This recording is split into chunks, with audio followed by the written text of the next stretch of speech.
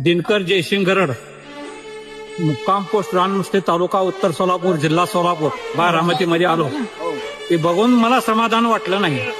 माल पिकवायला खरं आहे, पण विकायचा कुठं? सप्लायच होत नाही ना. त्याला काय करायचं? शेतकऱ्यासाठी काही नाही, हे फक्त बड्या लोकांसाठी आणि मोठ्या व्यापाऱ्यासाठी सगळं चाललेलं आहे. आजचा दिवस वाया गेला माझा. मी 8 तास काम करतो रोज, सकाळी 8:30 वाजेपर्यंत 5 वाजेपर्यंत काम करतो.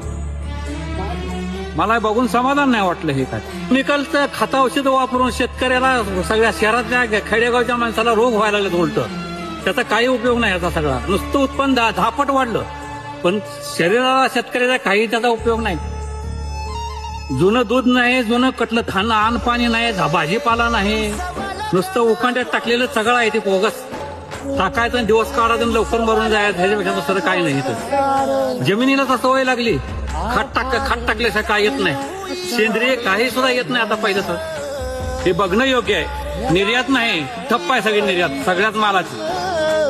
आणि नुसतं तुम्ही उत्पन्न वाढवा, झाडे लावा, झाडे जगवा. तुम्हाला मग 7वा 8वा आयोग चालतंय. आम्हाला गरीबाला काहीच नाही इथं. काय बघून